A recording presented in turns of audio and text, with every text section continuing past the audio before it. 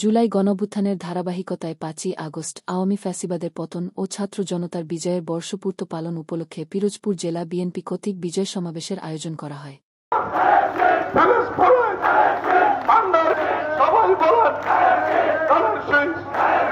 সমাবেশে উপস্থিত ছিলেন পিরোজপুর জেলা বিএনপি ও অন্যান্য অঙ্গ সংগঠনের নেতাকর্মীরা। সমাবেশে উপস্থিত জনতার মাঝে বক্তব্য রাখেন পিরোজপুর জেলা বিএনপির আহ্বায়ক অধ্যক্ষ আলমগীর হোসেন।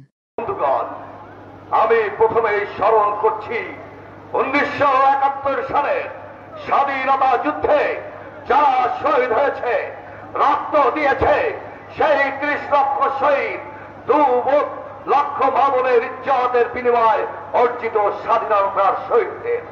আমি স্মরণ করছি এই 24-এর বিপ্লবে যে সমস্ত মানুষ কথা বলার অধিকার, দাবি আদায়ের অধিকার, ভোটের অধিকার, ভাতের অধিকারের জন্য শহীদ হয়েছেন, সেই সমস্ত মানুষজনের রুহের মাগফিরাত কামনা করছি।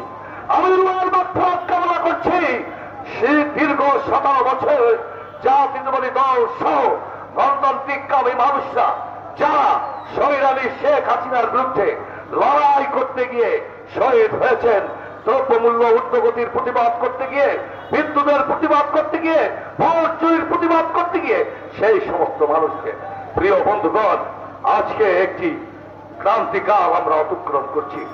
দেশের উপর একটি ছায়া, অন্ধকার ছায়া নেমে আসছে। তারা বাংলার পতাকাকে খামচে ধরতে চায়।